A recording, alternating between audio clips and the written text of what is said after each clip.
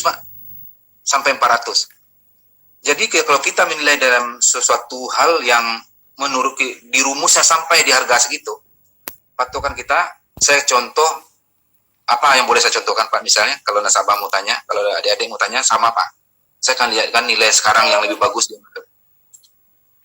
Yang spesifik aja berarti apa? Kayak Telkom, Sido muncul, Unilever, Mayora gitu. Oke, saya ambil dulu Telkom Pak ya. Ya. Telkom kemarin di harga penutupan itu di 3.230. Itu sahamnya naik di penutupannya di 7,67% Pak ya. Ya. Saya menilai Pak, kalau Telkom kayaknya kalau masuk lagi, ini di depan dia akan turun Pak. Karena ini di saat wabah Pak, ini saya nilai sudah terlalu tinggi Pak. Terlalu tinggi di 3.230. Bagusnya kalau mau masuk di Telkom kembali di 3.200 Pak. Kalau dia sampai ke 3.200 turunnya besok di Senin, tunggu di bawah aja Pak. Karena kalau saya lihat, untuk rentang waktunya Telkom ini, harga terendah dalam 1 bulan ini itu mencapai 3.000, dan sekarang harganya 3.230 Pak. Karena dia memiliki sinyal Pak. Sinyalnya tadi saya ajarkan adik-adik bahwasanya ada batas atas dan batas bawah. Sama dengan frekuensi radio, ada batas atas dan batas. Sekarang posisinya di batas atas.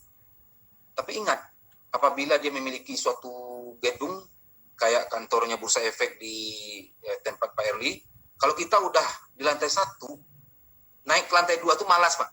Paling kita jalan di lantai 1. Tetapi apabila suatu saat kita udah naik ke lantai 2 ke ruangan Perli, turun ke bawah juga malas Pak. Karena kita mungkin bergeraknya di ruangan Perli, di ruangan Bu Cacai, semuanya kita senang sana Pak. Dan saham itu identik seperti itu Pak. Karena saham itu adalah emosi-emosi seseorang, sifat manusia yang bawahnya Pak.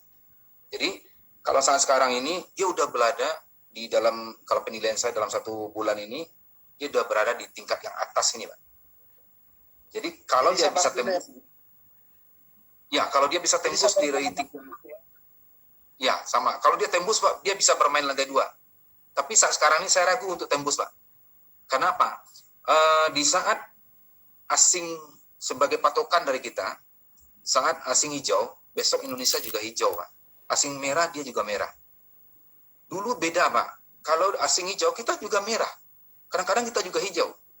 Karena apa? Investor kita tidak melihat ke sana lagi. Karena sudah memiliki suatu kesenangan. Sekarang ini orang ketakutan. Afraid-nya lebih tinggi, Pak. Orang takut dia melihat siapa dulu nih tuan rumahnya nih. Kalau tuan rumah udah takut dengan virus corona, Pak, tetangga akan kabur kalau dia mendekat, Pak. Jadi sama dengan saham tadi, apabila asing udah mulai keluar, ya udah, kita juga ikut keluar dari bursa efek ini. Jadi asing sekarang ini mencari keuntungan, dia di atas 2% ke atas. Kalau di bursa di Amerika turun sahamnya Pak, indeksnya turun, ini duit yang ada di Indonesia dia akan keluar dulu Pak. Makanya di asing naik, di Dow Jones naik, yang lain juga naik, maka Indonesia turun. Setelah dia berjalan di sana 2-3 hari, 4 hari, sudah mendapatkan gain Pak. Dia lihat Indonesia, sahamnya udah murah lagi, dia masuk lagi Pak. Jadi 2-3 hari dia juga sama seperti itu. Jadi dalam saham yang ada di kita ini, 2-3 hari naik, turun lagi. 2-3 hari naik, turun lagi. Kenapa? Asing mencari keuntungan yang lebih cepat. Tapi bagaimanapun para viewer, saya ingatkan, saham yang ada di Indonesia adalah saham yang paling termurah di seluruh dunia. Kenapa? Kalau di luar negeri $1 itu berapa? Dia beli harga sahamnya $5. Di Indonesia $1 itu sekarang udah hampir 16.000, 17.000. Berapa lembar saham yang dia dapat?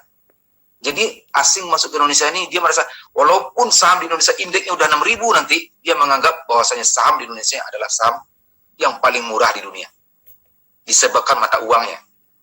Dia itu membeli pasti dengan mengkonversi mata uang. Itu salah satu contoh.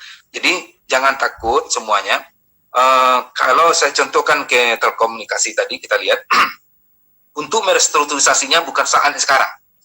Telkom boleh direstrukturisasi itu di saat harganya 3.100 mulai boleh Pak. 3.100 ke bawah boleh. Tapi kalau dia mulai naik, jangan lagi Pak. Ini dia udah berada di puncaknya. Di resisten di atasnya. Itu yang Pak Erli. Saya contohkan misalnya di Telkom tadi Pak kita bicara. Dia kalau saya lihat dari grafik itu eh, resisten satunya berada di 3250 di harga sekarang Pak ya. Itu dari berada di resisten satu. Kalau saya pandang lagi di sini di resisten 2-nya di 3270 Pak. Kalau dia lepas besok dari harga yang di bawah di 3250, dia akan mengejar ke di 3270 dan paling terakhir ke 3290 Pak.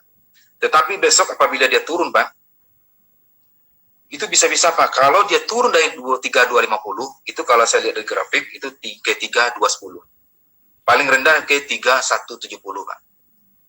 Itu yang saya lihat dari pergerakan grafiknya. Karena saya lihat di sini volumenya juga banyak Pak. Sama dengan BRI. Beda dengan saham-saham perbankan yang lain kayak BNI. Jadi kalau volumenya besar, itu kita lihat asing. Dan satu saya ingatkan sama viewer, membeli saham, kalau kita mau averaging, belilah saham yang berada di persis di support-supportnya tadi. Jangan kita membeli saham saat harga naik, kita averaging lagi. Tetapi kita tahu bahwasanya averagingnya udah averaging yang terakhir, misalnya harga resistennya udah di R3-nya Pak misalnya.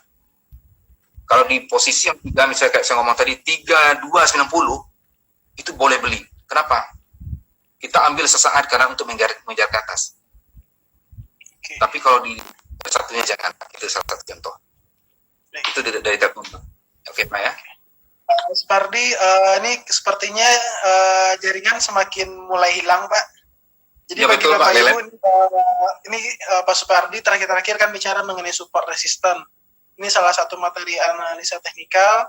Nah, silakan Bapak Ibu gabung ke pakai Ken terlebih dahulu untuk jadi nasabah di emisi sekuritas. Nanti hari Rabu kita ikutkan di Sekolah Pasar Modal webinar. Nanti dipelajari di sana menggunakan aplikasi Microsoft Teams dan bisa langsung disimulasikan menggunakan aplikasi. Karena kalau seandainya sekedar nanya sekarang mungkin terjawab nih, oh gini resisten 1, 2 gitu. Tapi sebaiknya kita menggunakan tools beneran analisa teknikal, aplikasi-aplikasi analisa teknikal nantinya. Nah, silakan Bapak Ibu yang tertarik untuk mendalami lebih lanjut, hubungi Pak Keken di nomor handphone yang ada saya pin barusan. Nanti hari Rabu Bapak Ibu bisa ikut Sekolah Pasar Modal webinar menggunakan Microsoft Teams bersama Emisi Sekuritas. Pak Supardi, sudah larut malam juga nih Pak. Terima kasih Pak untuk semua materi restrukturisasinya. Materinya fresh sekali. Ini ibaratnya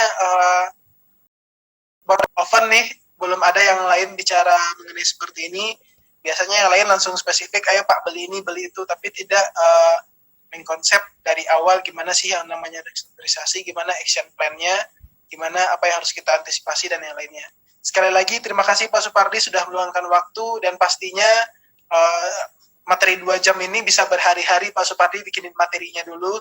Jadi mari kita ucapkan terima kasih juga Bapak Ibu, silahkan ucapkan terima kasih juga untuk Pak Supardinya.